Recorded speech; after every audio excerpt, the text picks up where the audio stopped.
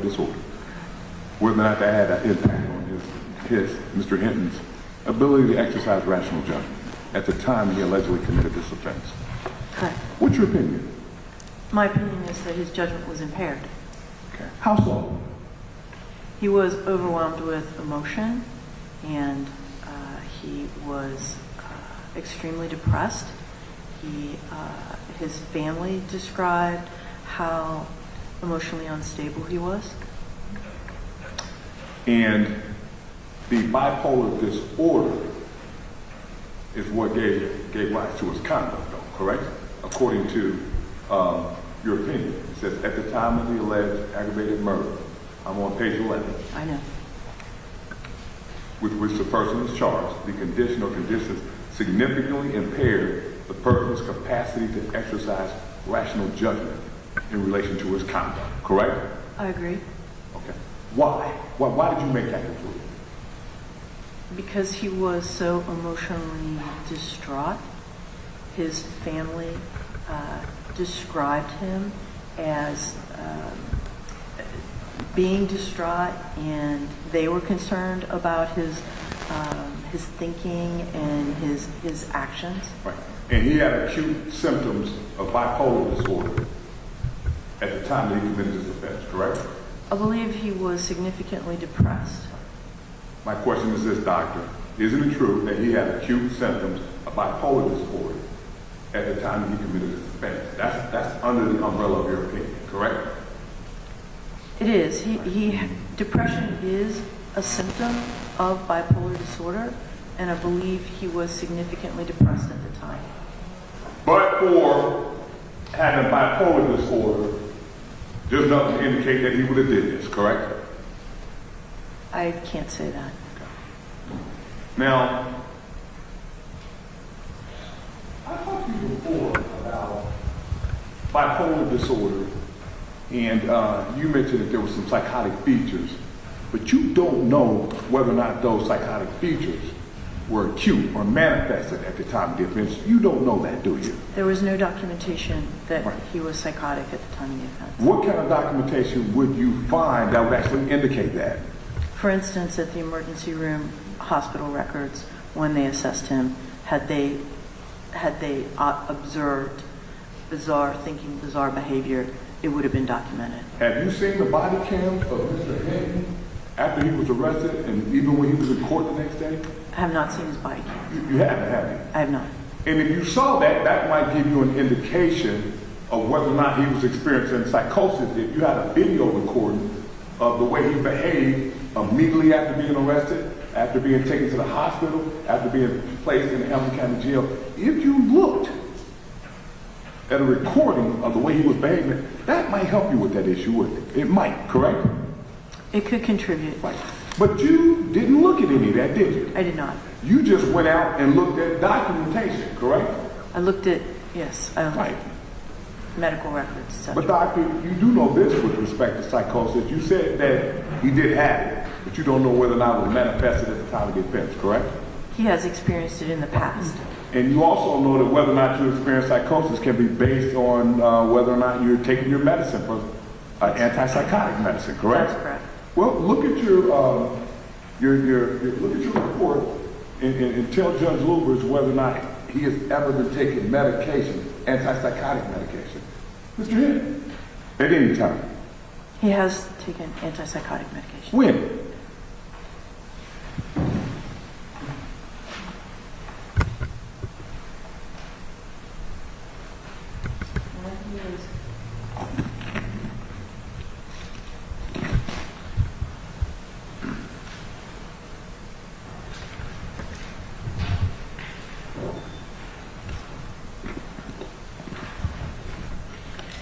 In May of 2023, in June of 2023, let's see.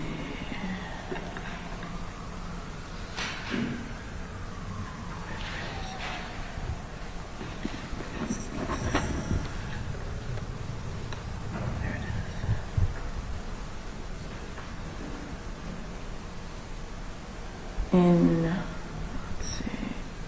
After being in the hospital In May to June of 2023, he showed positive signs of return to psychiatric baseline after being medicated with mood stabilizing medication and antipsychotic, and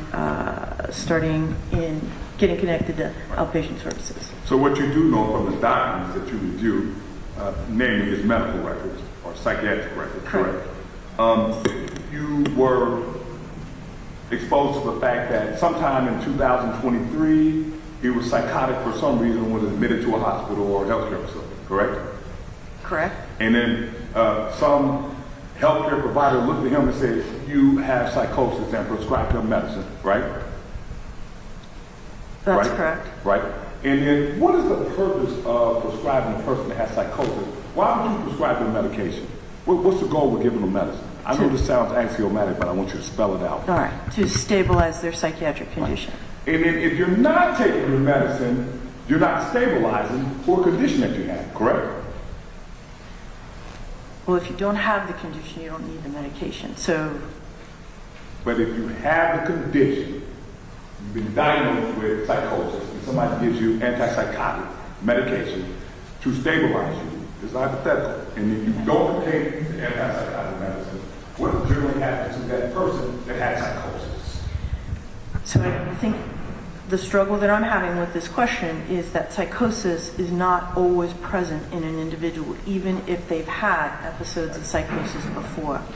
So taking medication will relieve the presence of psychosis. Right. Yes. It also decreases the chances of it happening in the future because you're stabilized, right? Yes. Right. Okay. So if you were diagnosed with psychosis and you don't take your antipsychotic medication, there's a greater chance that there's going to be a manifestation of psychosis. Correct? Doctor? I can't say that with complete certainty. Okay, no. I'm going to ask you one more time. Maybe I'm not asking the right question.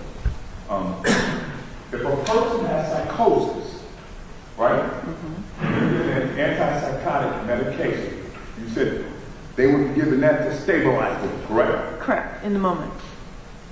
In the moment. Right. And if they keep taking it, they would continue to be stabilized, right? So it's much more complicated than that. Antipsychotic medication is used when someone is actively psychotic. However, if the psychosis resolves, people can be taken off this antipsychotic medication and the psychosis does not return. Okay. You know whether or not the psychosis that he had back in May of 2023, whether or not he ever stopped having that? You don't know that, do you? According to his family, it was a brief episode. According to the records, it was a brief episode. Ma'am, the question is this. Doctor, I'm sorry, I don't mean to disrespect you. Doctor, isn't it true? You don't know whether or not he experienced psychosis, Mr. Hinton, after May of 2023. You don't know that, do you? There was nothing in any records to indicate that. Right. So you don't know, correct? I know what the records said. Okay. So a person can have psychosis and not have a record of it if they're not treated by a healthcare provider, correct? And if no one else sees it. Right. Well, there could be people walking around in society that are half crazy or crazy that can have psychosis. It might not be documented, correct? Correct? That's just common sense. It's correct that not everything is documented. Right. So, and if it's not documented, if a person has experienced psychosis and it's not documented, then you wouldn't know about that because all you look at is the records, correct? No, that's not all I look at. I talk to everyone who, well, not everyone. I talk to people who were close to him and saw him during that time. It's not the only thing I looked at. What medication was he on as an antipsychotic stabilizer? When? Back in May of 2023, that was your testimony. I don't have it right in front of me. It's not in my report. It's in the records. Right. So you don't know whether or not he was on medication or not in May of 2025, do you? Both his wife and the defendant told me that he was on his medication.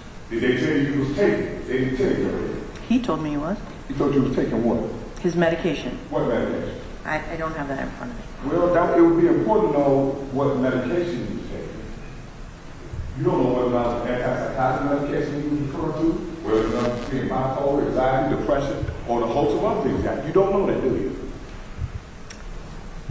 I don't have it in front of me. Right. So then you don't know whether or not he was taking medicine that would reduce or stabilize his psychosis. You don't know that, do you? I know that he was taking, that he was on a mood stabilizing protocol, which is it's much more complicated than can just be laid out in a word. So mood stabilizing interventions decrease the likelihood of eruptions of psychosis, because if the mood can be stabilized, then the mental health is more stable. And you don't know whether or not he was taking psychotic, antipsychotic medication. Yes or no? I don't have it in front of me. Okay. Is that a no? I don't know. I did not put it in my report. I don't know right this minute. All right, now, let's go back to your opinion. You said, I'm on page 10 of 11, you said, in my clinical opinion, with the available information and sufficient information to support diagnosis of the defendant with bipolar disorder. But then you also say schizoaffective disorder. Schizo, yes. Schizoaffective. What is that? Tell Joe what that is. Schizoaffective disorder is it's closer to schizophrenia than a mood disorder. It has a strong mood disorder component, but it requires the consistent presence of psychosis. And I found no evidence of that. And that's based on the documentation that you reviewed. And all the information that I have stated.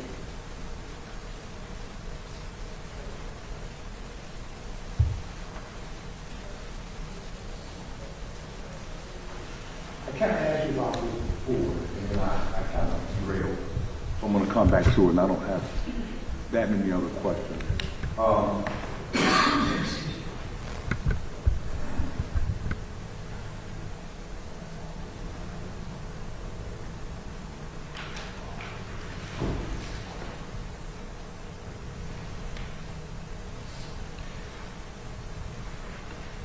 You answered it before. You said the reason why he couldn't exercise rational judgment with respect to his conduct at the time of the offense, you said he was emotional. You remember saying that? He was overwhelmed with emotion, I believe. Overwhelmed with emotion. And what were any other reasons besides that? I'm sorry. Any other reasons besides that? Any other reasons? Any other reasons I'm sorry. why he wouldn't be able to I lost exercise my train. rational judgment at the time of the offense besides being overwhelmed with emotions? Any other reasons? So, being overwhelmed with emotion is the human state that interferes with being able to use rational judgment. And the serious mental illness that he had, the bipolar disorder, that caused that emotional overwhelm. Oh, I believe this individual was under extreme emotional distress, and it wasn't just the mental illness that caused that.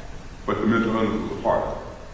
I think it made him less capable of managing the absolutely awful circumstances he was in. And that's why you opine, isn't it true, that the condition significantly impaired his capacity to exercise rational judgment in relation to his conduct, correct? That's why I believe it contributed to that. Right. That's correct. Okay. Now,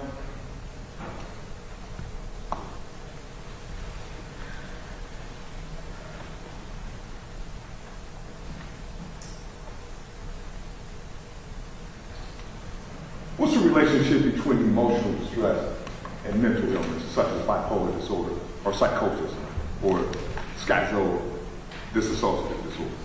What's the relationship? What's the relationship? How do they relate, impact each other? So, being emotionally overwhelmed can happen to someone without, who does not have a severe mental illness. I'm sure many people in the Hinton family were extremely emotionally overwhelmed at the time. You took the word right out of my mouth. There were some other individuals, family members, immediate family members of the young man that was killed. They were probably emotionally overwhelmed too after that, right?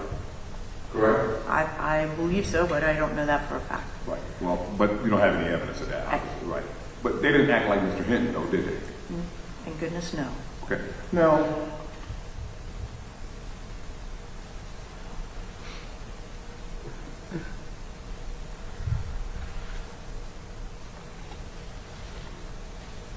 I think, based on your opinion, it's clear that bipolar disorder and the manifestation of the symptoms of it can be precipitated or caused by emotional distress, correct?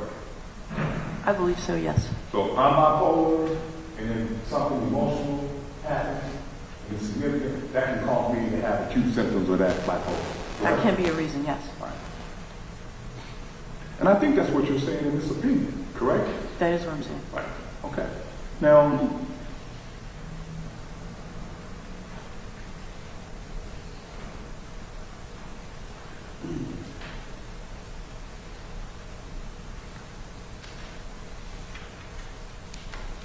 who was around Mr. Hinton? You know, all the people that was around him 2 or 3 days before this incident happened.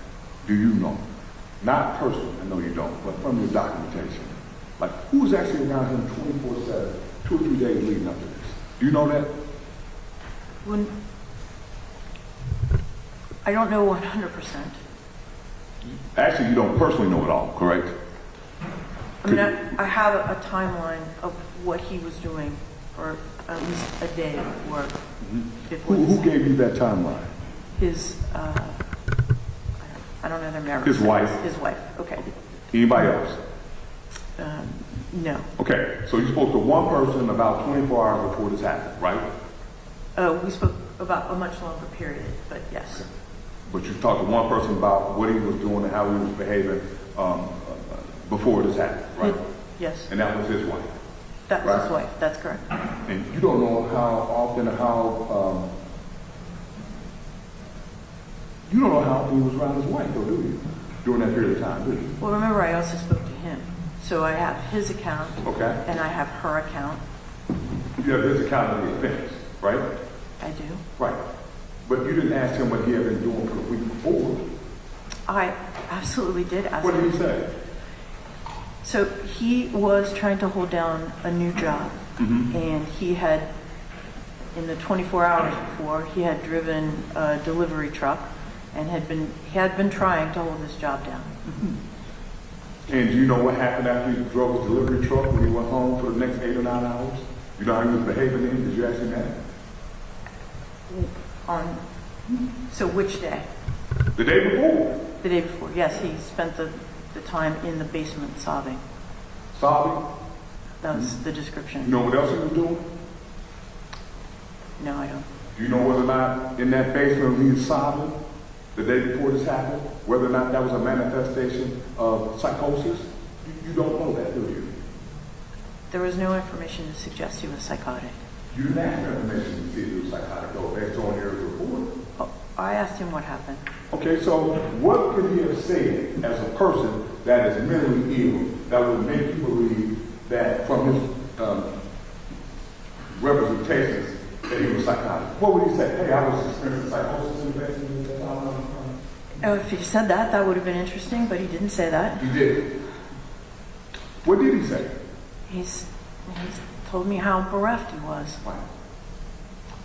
And the fact that he didn't specifically tell you that he was experiencing psychosis, that doesn't mean that he wasn't experiencing psychosis, does it? It doesn't mean he wasn't experiencing psychosis, that's correct. Now, you, in your report, I'm going to go to page 8 of 11, page 8, defendant's account, right?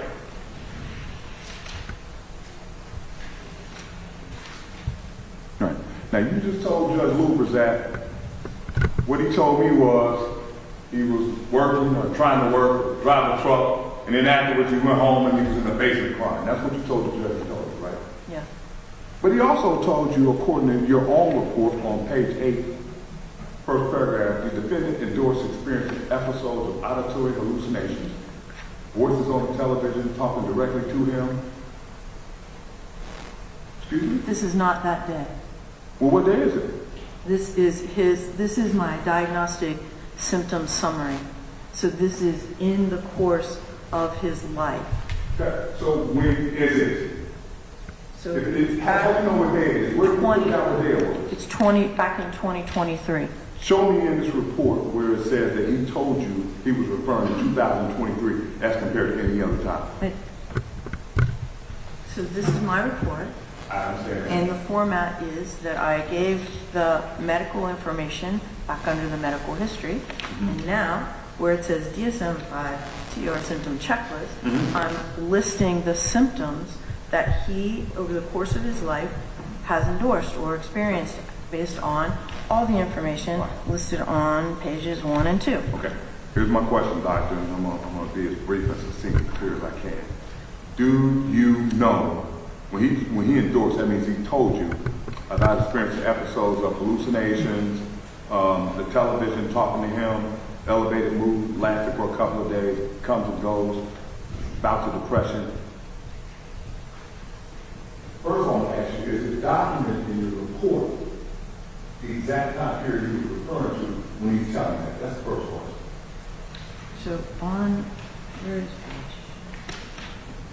It's, his experiences are documented on page 5. Man, the question is, in the report, I just asked you about what he's presenting to you, these hallucinations, the TV talking to him. Does the report indicate when he told you that was happening, is it documented what time period you're referring to? Yes or no? Yes, Okay, on what's page the 5. time? On page 5 is documented that he experienced these symptoms in May and June of 2023. Okay. Now, Help me. do you know if those type of symptoms stop? You don't know that, do you? So what we know is that the symptoms did not stay current, stay active, stay present, stay observed from May, June 2023 to May of 2025. I understand that, but that's not my question. My question is, you don't know whether or not those type of symptoms that he presented to you occurred back in 2000. You don't know if that reoccurred. You don't know that, do you? There's no information to suggest that they reoccurred. Right. Not from the defendant, not from his family, not from the medical records, not from the legal, the criminal records that I found. Well, last question and we'll move on. If I'm sitting here, you know I'm bipolar, you know I got episodes of psychosis, and I'm telling you back in 2023, I got hallucinations, I think the television is talking to me. Does that just go away? When you have that kind of mindset, that kind of mentality, those type of psychological issues, does that just go away? Well, so he got treatment the first go around with the antipsychotics that we talked about earlier, and it did go away then. Now, did it come back? You don't know. You're saying I don't know. I'm telling you I don't have any evidence that it came back, and that's what my report's based on. Which means you don't know. Can you say you don't know? For example, I don't know what you had for breakfast this morning because I wasn't with you. I Okay. can think about what you had, but I don't know. Right? Can you say I don't know? You don't know what I had for breakfast. That's correct. Right. And you don't know whether or not he had a manifestation of psychosis or auditory hallucinations either. You don't know that. To You base just know my that. opinion with reasonable psychological certainty, I have to find as much information as possible and then base my opinion on the information that I have. Okay. Lastly, one more.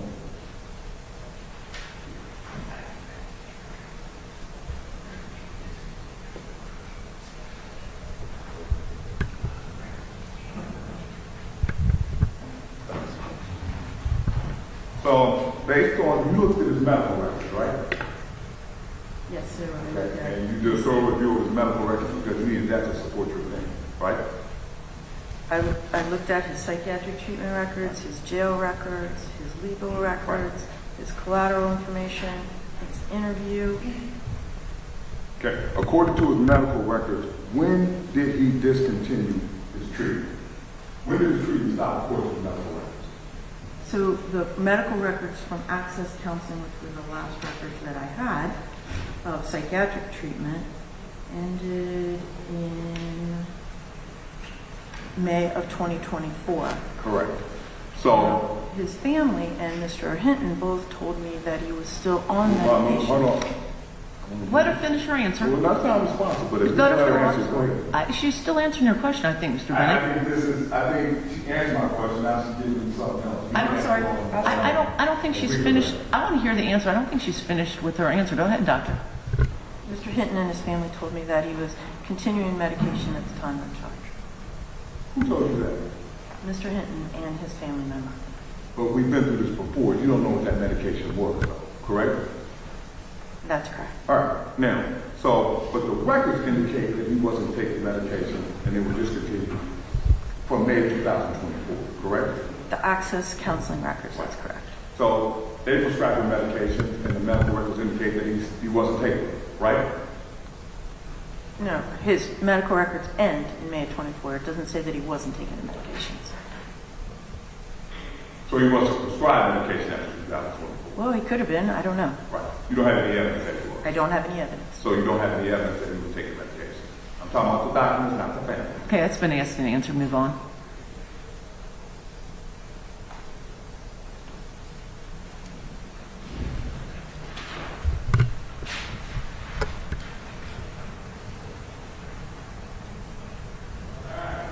No, wait, no. Hold on, Ian. Just hold on. Don't ask that right now. Do you need a glass of water or anything? You okay? Could we get her a glass of water?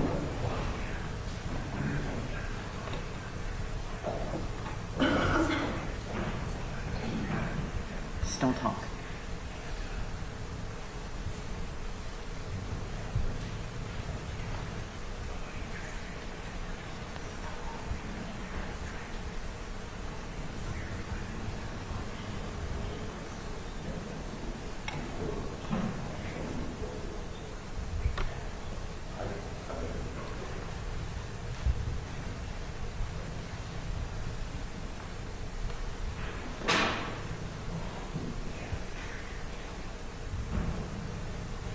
You ready?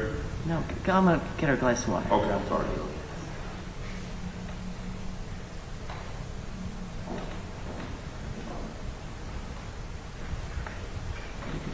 Okay, all right.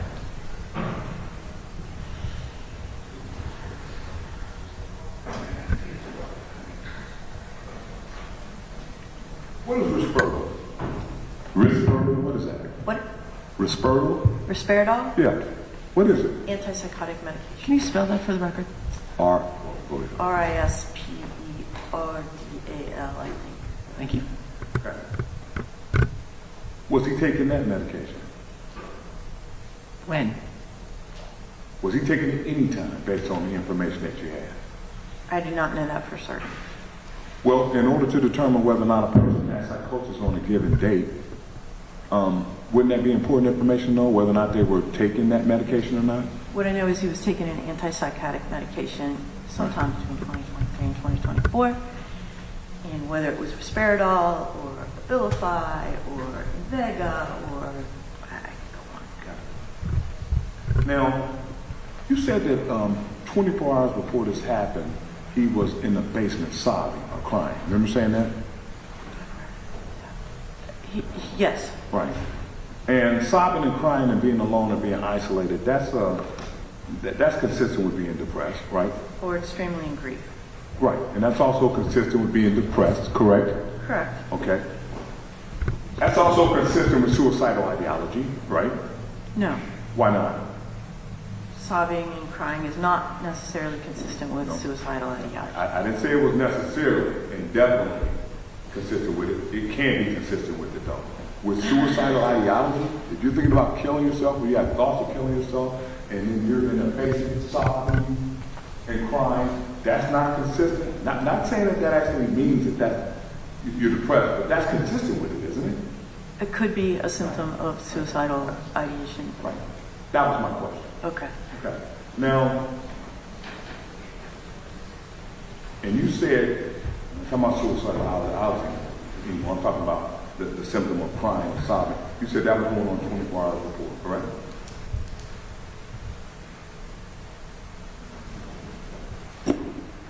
From a timeline perspective, the 24 hours before, I'm not quite sure, but the day before, the night before, he had learned that his son had been killed.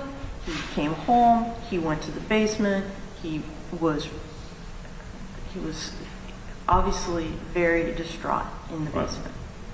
And you said that could be, but not necessarily a symptom of suicidal allergy. It could be. Asked and answered? But she answered She one said more yes. time. I still don't think I have a clear answer. Can you say I yes? got it. Can I say, so is that a symptom of No, suicide? can it be? Not is. That's definite. We're not talking about absolutes. Okay, yes, it can be. Yeah.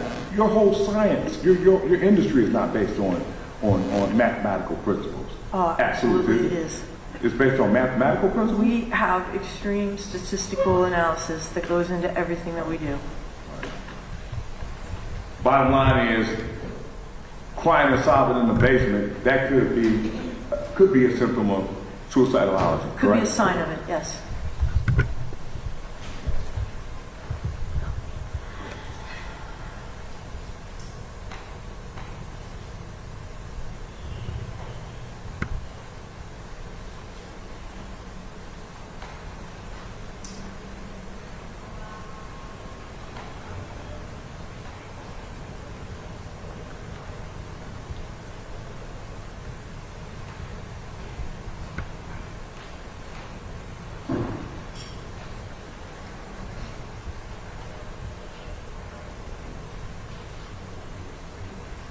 Young man from St. X, come up here.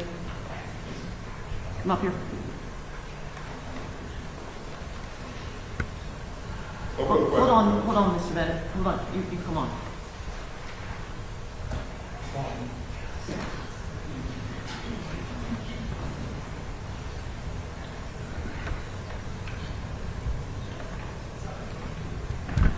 was trying to run it in my head.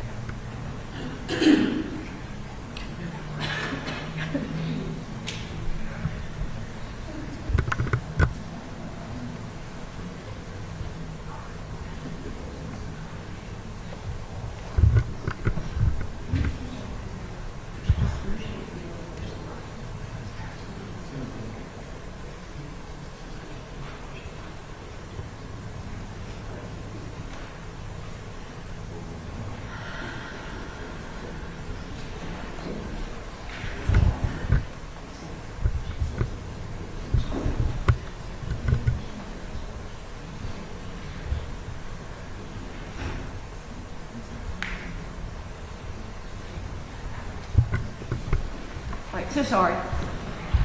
So he's a student who is from St. X that he has to observe court for his government class. They come all the time. I'm just trying to help him. Go students. Help the students. Help the students. Okay, I'm sorry, Mr. Bennett. Go ahead. Oh, no problem, Joe. No further questions. Okay, doctor, I know you're going to question too. Do you need a 5-minute break? Are you doing okay? Ian, are you doing okay? We're gonna push Okay, through this. just checking on everyone. I need to know. Good morning, Dr. O'Donnell. Hello, sir. Thank you for being here. I just have a few questions based upon your testimony from Mr. Bennett. Ultimately, your opinion is that, in your expert opinion, Mr. Hinton does meet the two-pronged test and analysis under the SMI statute, correct? That's my opinion, yes. Okay. And in order to gain that opinion, I understand you went through copious amounts of his medical records, and the direct testimony is quite clear. You spoke to his family at length, as well as Mr. Hinton at length, correct? That's correct. And I want the record to be clear, the two people you spoke to regarding his family were his father and his wife, correct? That's correct. Did you ever receive any information from anybody, either Mr. Hinton himself, or his father, or his wife, regarding the personal contact information of the actual family members who were present with him in the parking lot on Lynn Street after he viewed the partial video of his son's death? Only his wife. That's the only one. Okay. Did his wife ever share information about who was actually with him when he left Lynn Street? She mentioned it, I believe it was a cousin. Okay. And there might have been an aunt and other family members? That is possible that it was an aunt. I did not speak to them, and I don't have that information. And I'm not putting you on the spot. I'm just trying to get a general idea of the best practice would be for his family members to share with you all information anybody who had contact with the defendant that day, correct? Yes, that's And Mr. Bennett went to great lengths to grill you about what he was doing 24 hours prior, and none of that information was given to you by Mr. Hinton nor his family members, correct? except the wife. Except the wife, correct. Okay. If you'd been given information about Mr. Hinton's mental status at the time he received his car keys back from family members, and at the time he drove away from the police department that morning, that may have been some relevant information for your consideration and for your opinion, correct? That could have been relevant. But again, his family nor Mr. Hinton himself never gave you that information about who to speak to regarding his mental condition at the time, correct? That's correct. You also had some testimony from Mr. Bennett's question about body cameras, and you were not afforded an opportunity, or you have not reviewed body cameras of Mr. Hinton's conduct, his appearance, his behavior the morning of this event, correct? That's correct. Okay. Would that have assisted you in making further conclusions or furthering your opinions about this incident? Well, actually, I don't believe it would have. Okay, and why is that? Because the 2929 statute is predominantly about the presence of the severe mental illness. The bulk of that evaluation, so in my field, we do several different types of evaluations, and I'm very careful about the criteria for each type of evaluation. I refer to it as the 2929 evaluation. Others call it the SMI assessment. I don't know. The primary focus of that assessment is the presence of those 4 psychiatric diagnoses. And yes, the second prong does ask if those are present, and frankly it's if those are present, then would they have contributed to the person's impaired judgment at the time of the charged offense. So when I'm doing a 2929, as opposed to, for instance, mental condition at the time of the crime, that's a very different legal question, very different process that I follow. So in this instance, what I was following was the statute. Does he have one of those 4 psychiatric illnesses? And if so, did it impair his judgment? I had sufficient information to answer the question whether his judgment was impaired from both Mr. Hinton and his wife. I really didn't focus on that part, on that prong. There was plenty of information there about that. I was focused on the first prong. Does he meet diagnostic criteria for one of those 4 psychiatric illnesses? And in my opinion, he certainly does. That is a perfect segue to where I wanted to go with my examination, so I thank you for that. This is relatively a new statute, correct? 29025, what we refer to as an SMI hearing, and what we're doing today. It's only been around about 4 years, correct? It was passed in 2021? That's correct. Now, would that explain when Mr. Bennett began his examination of you this morning, you indicated as far as NGRI, not guilty by reason of insanity, examinations you've done, you said that was in the thousands, correct? Competencies in the thousands, NGRI is probably in the hundreds. But I made special note, as far as this particular evaluation and examination, you've only done about 10. That's correct. And is that because this statute only applies to capital cases, correct? That's correct. So those are very limited, thankfully. And so your analysis in this particular case is governed strictly by this new statute that's only 4 years old, correct? That's correct. And would you agree with me, Dr. O'Donnell, this is a 2-pronged test. We've discussed that, correct? It is. And as far as your examination and your expertise in following this law and following how you conduct these types of examinations, would you agree with me? The first prong is very direct. 100%. It's in fact, in my opinion, too narrowly focused, but yes. And why we say that is this statute says the person has to have one of 4 very specific diagnoses to qualify, correct? That's correct. And those would be schizophrenia, which you discussed briefly with Mr. Bennett, schizoaffective disorder, which you've also discussed here this morning, bipolar disorder, which we've also discussed this morning, and delusional disorder. That's correct. And I think your testimony and direct is quite clear that Mr. Hinton suffered bipolar disorder with some episodes of psychoses, whether or not they're present. That's correct. That's been exhausted.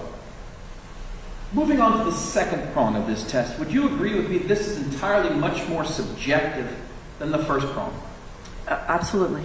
And my question for you, Doctor, is in regards to the second prong, it is whether the examiner, in this particular case you obviously, with your testimony, did you reach the expert opinion that the disorder significantly impaired the person's conduct? Am I saying that right? That's correct. And in this particular case, based upon your examination of his medical records, speaking to his family, and speaking to Mr. Hinton himself, that it was significantly impaired, correct? His judgment, yes. My question is, this being so subjective of a test and of a prong, what, in your professional opinion, led you to this conclusion? And I'll have a follow-up question. I want to ask, as far as what you look at, it's not just impaired, but significantly. What does that exactly mean to you in your analysis? So I've taken a lot of training about this 2929 statute, and I've actually taught some of it. Significant, the word significant, is very difficult to define in psychology. We, as I said, we're a statistically based science, and statistical significance is a number. It's greater than 0.01 in order for it to be statistically significant. So when the law puts words like significant or reasonable psychological certainty into the law from a law's definition versus a psychologist's construct, that's the definition of my profession. I have one foot in psychology and one foot in the law, and I'm not a lawyer. So what we have been trained to do and trained to consider is what is a reasonable expectation. Again, reasonable, that's fluffy, right? That's not a construct. But what is a reasonable expectation in this case? And in this case, what I know and what I can have found and could document, so evidence, using a legal term, not a psychological term, but a legal term, what I found is that his reaction to the extraordinarily awful circumstances, now both families, right? His reaction was significantly worse than the rest of his family. And so I asked myself, why?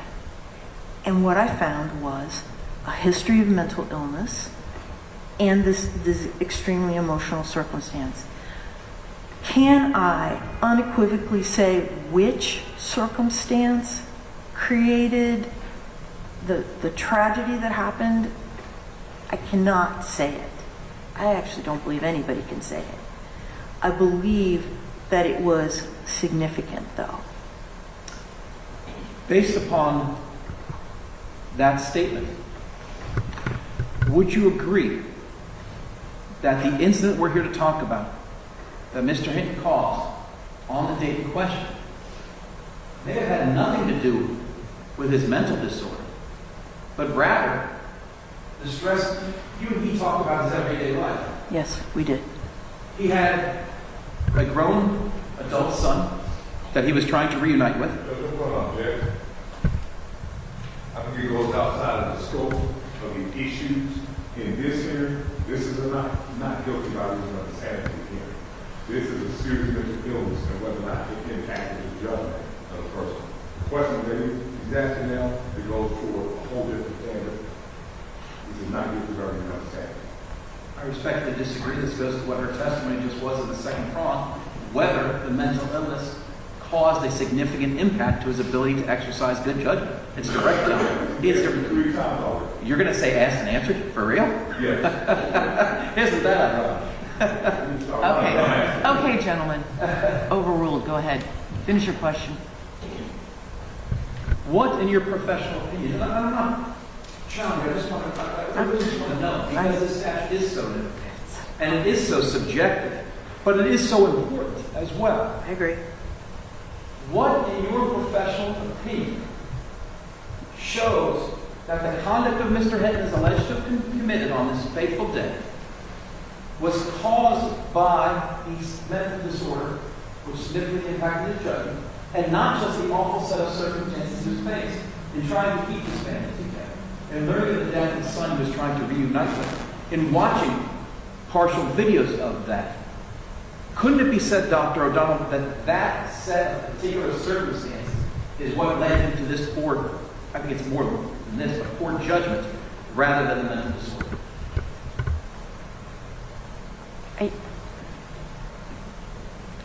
I don't think we can know.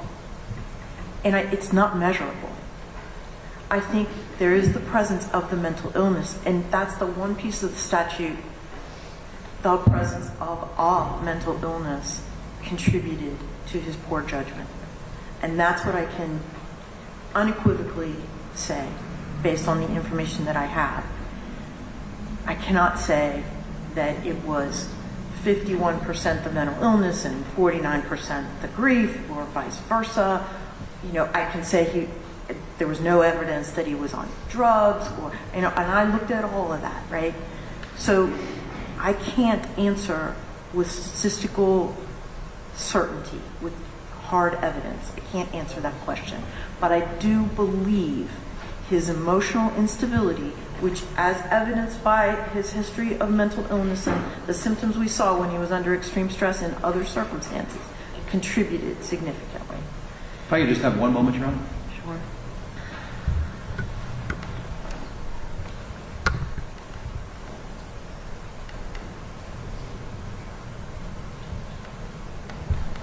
Thank you, Dr. O'Donnell. That's all the question, Your Honor. Thank you. Okay, hold on just a minute.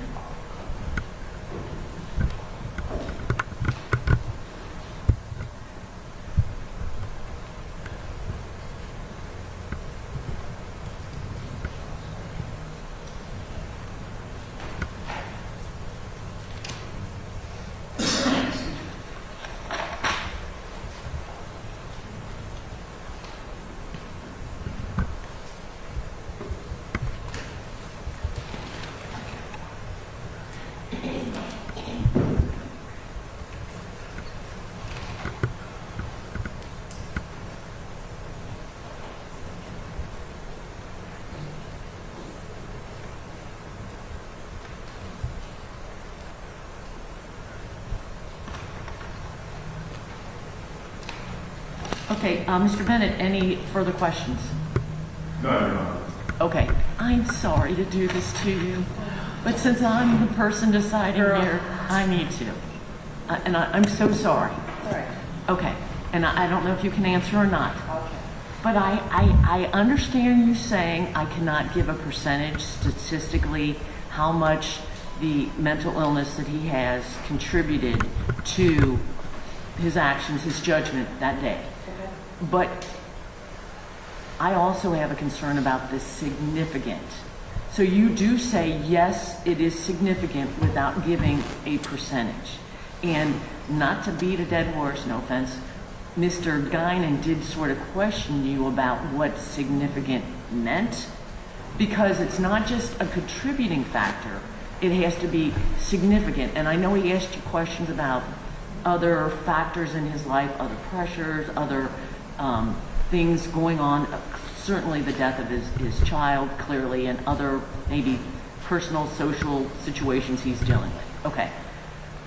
Which may or may not have contributed, but you feel that for sure the mental illness contributed. Why do you think it's significant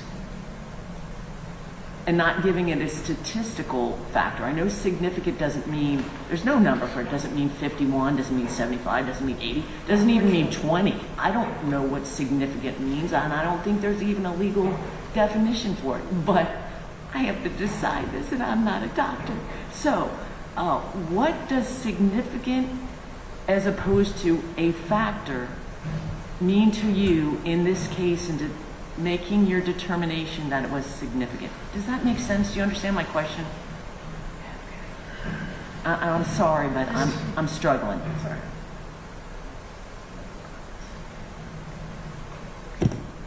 So,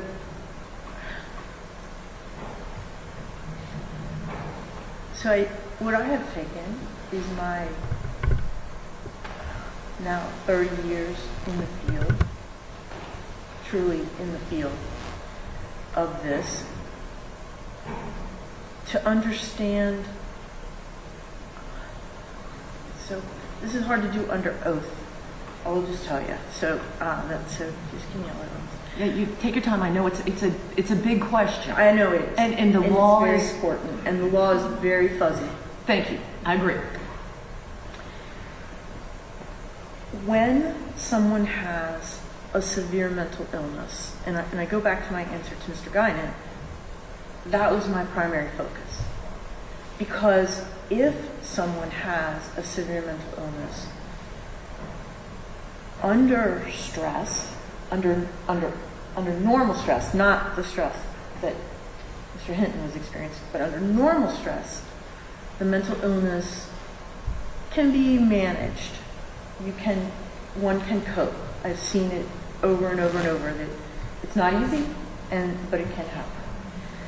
And certainly if somebody is not using substances and they're in treatment, they can manage pretty well. I'm not someone who believes that mental illness destroys anybody's ability to function appropriately. I think people can. I believe that, especially bipolar disorder, which schizoaffective is sort of like it, but especially bipolar disorder, gives someone, maybe the word's a tendency, to become more emotional than someone without bipolar under the same circumstances. Is it significantly more emotionally stable? In my experience, it is.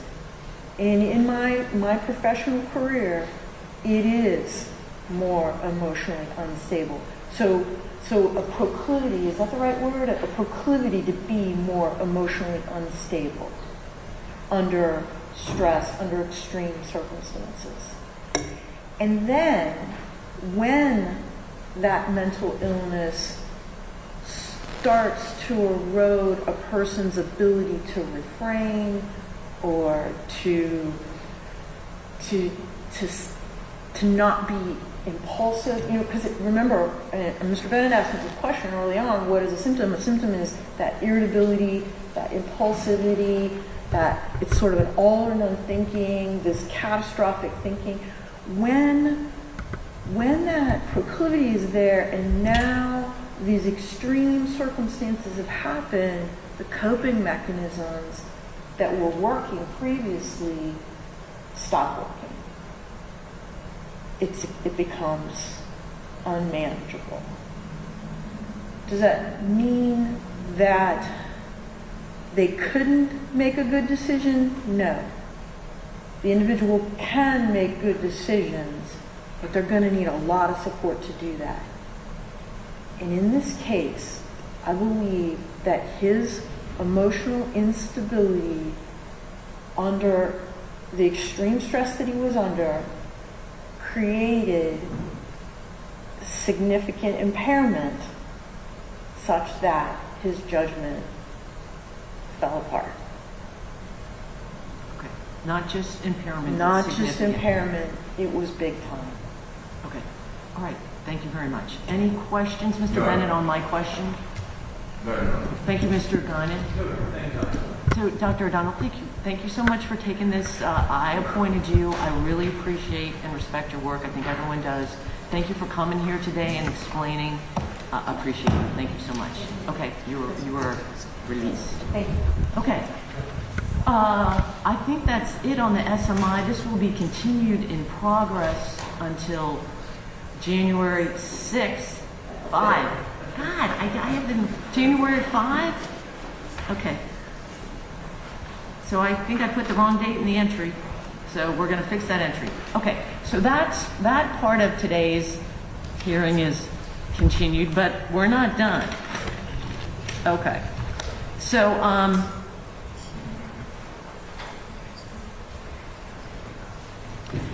Mr. Bogan, I think you filed a motion.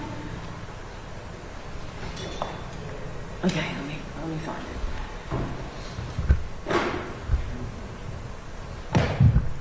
Yes, Judge. No, don't talk, don't talk.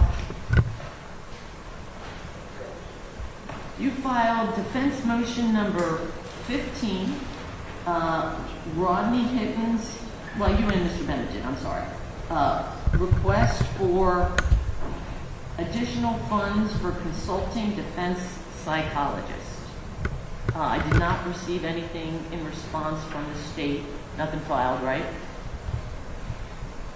The judge has a question. I am terribly sorry, we just read it last night.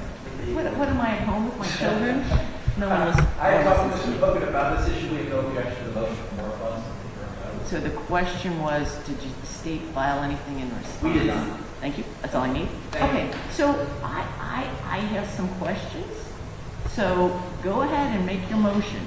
And Judge, I'm as we here. discussed when Bob Stinson was first appointed.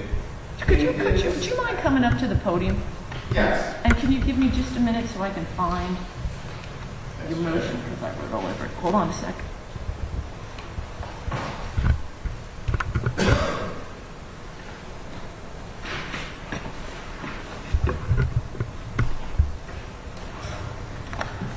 Yes, sir. Judge, when Bob Stinson was first appointed, when we attached a hours estimate, that state estimated that he would probably be around 65 hours. Was that defense motion number 10, I think? 10 is what I have. Yes. So attached to that, you put the hour, you put his, Yes. And I did it, you put his credentials. I'm looking at it.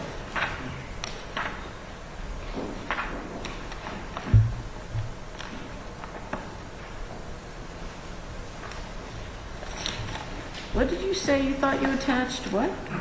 How many hours you thought it would take? But that Yeah, was an attachment? That was I did attach it to this motion as well, Judge. What?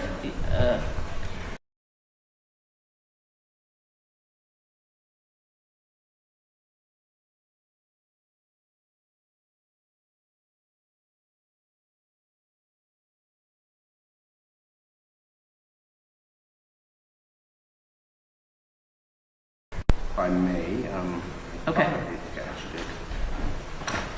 Ooh.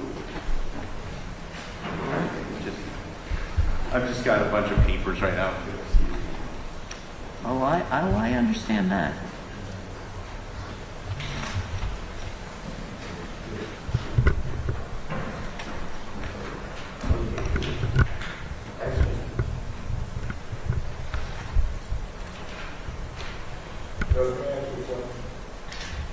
Me? Sure. Of course.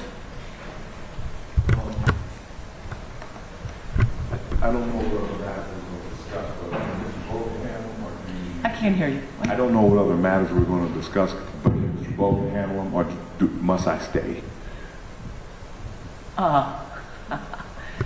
That's not a question for me, Mr. Bennett. You're Mr. Hinton's attorney, not me. So, Well, I didn't want to disrespect the court, Judge, but I think the other matters Mr. Bowen is going to handle. And I just wanted to make sure it was okay with Your Honor.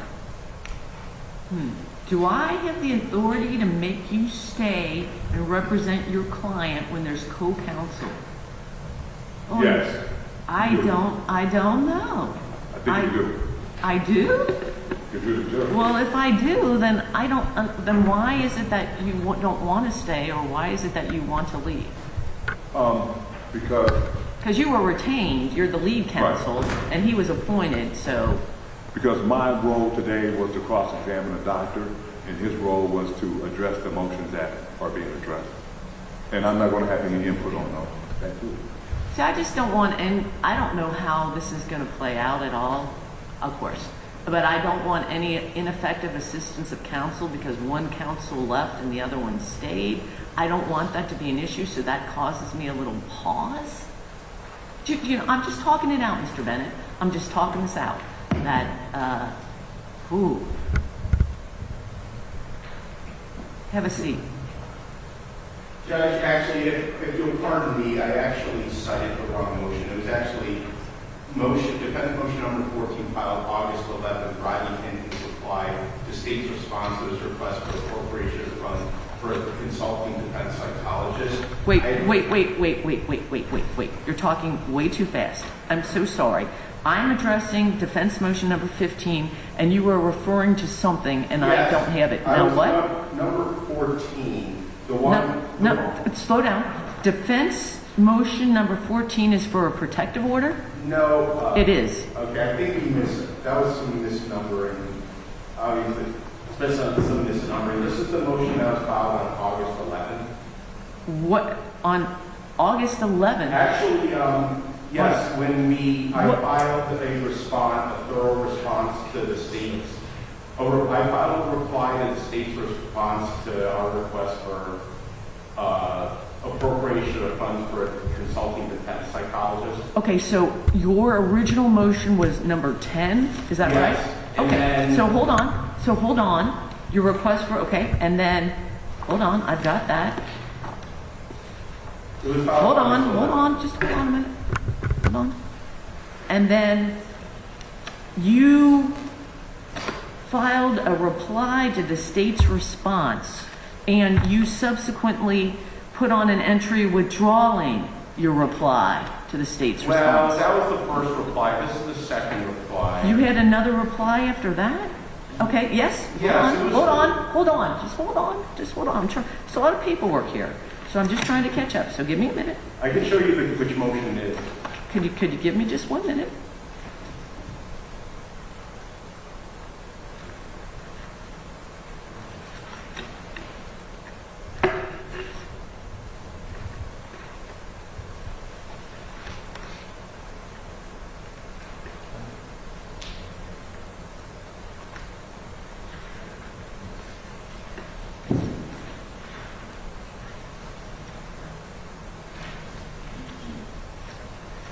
Okay, so here's what I have. I have a reply filed by you on August 11th, and it is 13 pages long. After that, I do have the, I call it the CV of Dr. Stinson, and that is many pages long. It's not actually numbered. And then after Dr. Stinson's CV, I do have what's an estimate of time for capital mitigation. Is that what you're talking about? Yes, I do. I got it.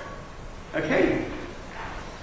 Well, at this point, as you see from my motion here, I apologize for any misnumber, by the way. At this point, the initial order covered 26 2/3 hours, $10,000. At this point, of the date of the motion, he had put in 29.5 hours. And given the estimate of 65 hours, I did go to the public defender's office and get approval for this as well with the documentation. I did give the same time log that I attached to this motion.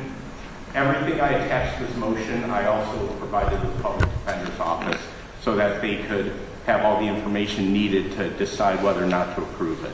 Okay, so just tell me what part of your motion, which is now defense motion number 15, what part is approved by the PD's office? Hold on a minute. I see your motion, and after your motion, you have Dr. Stinton's hours so far, which were, I don't know how many hours, but it was a total of $11,062.50. After that, then I have an estimate, his estimate again of the 65 hours. After that, I do have something from the PD's office. It's dated 12/4/25 for an estimated cost of $10,000. So is that just for, This way, if I can answer. because this invoice from, or whatever it is, from It is- prosecutor, from the public defenders doesn't make sense. I can answer your question, Judge. Okay. This is to pay future fees because the prior entry that you made approving him covers the fees that are in this invoice already. They're already covered. This is for covering more of his estimated hours. And is it for a request for $10,000 more? Yes, it is. Okay, granted. I decided it would be, and I have the entry. Okay, show it to the show it to the state. Yes. Okay, Yeah, I just buy it, I get it. Just hold on to it until we finish, okay? All right, well, you know what, maybe we better just do it right now so we don't lose anything. Give it to Miss Murphy. That's a good thing, you Judge. Sometimes I know I have to sometimes remind myself of that too.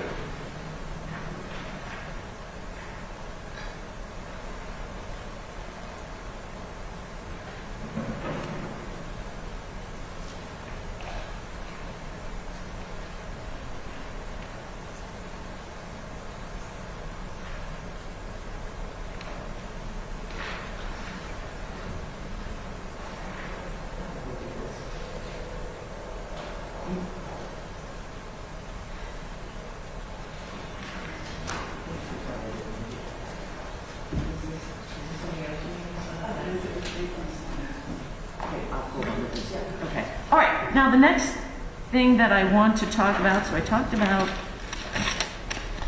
the entries. Now we did SMI, continued in progress, your motion for funds. All right. Last thing is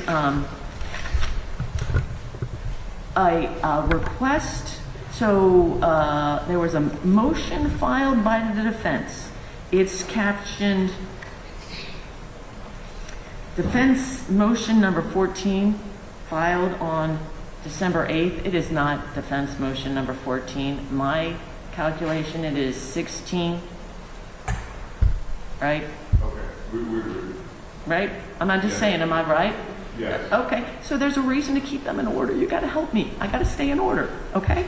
All right, and it's a motion for rearrangement and change of plea from not guilty to not guilty by reason of insanity. It was just filed on Monday.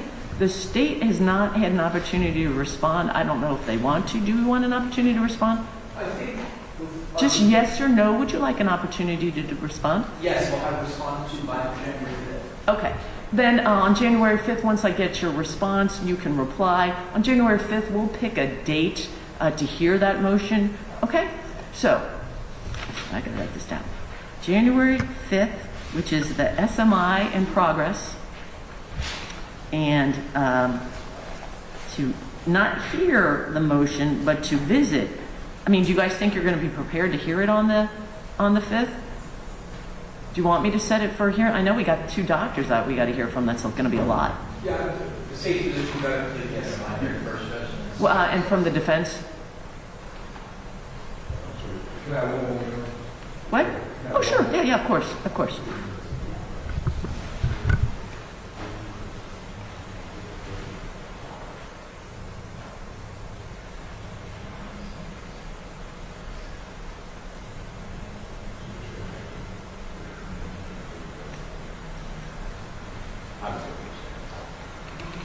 I don't have a problem Okay. And I'll just remind all council, ladies and gentlemen, that we have a trial date in April that I do not want to continue. I do not want to continue. I'll just say it one more time. I do not want to continue. So be working on this case. Okay, so we will pick a date for that hearing on the 5th. It will not be on the 5th, but it will be on the future. Okay, that is all that I have on my agenda for today. Am I missing anything from the state? Just to keep the record clean, the deadline for us filing our expert notification and reports was this past Monday. We have complied with that. Last Friday, we filed a motion, sent copies to Mr. Bogan and Mr. Bennett, and per your instruction, drop off a copy of your report.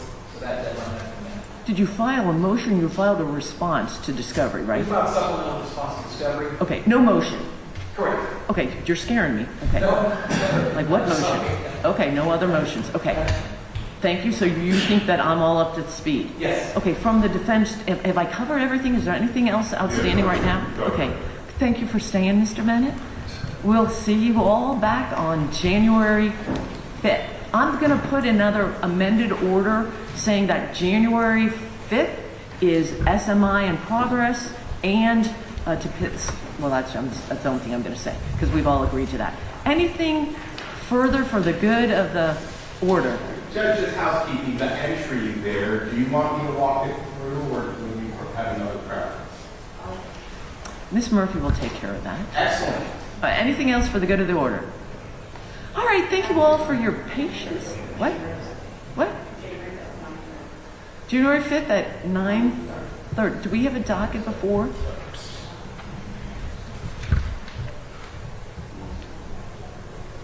Deputies, I feel it may be lengthy.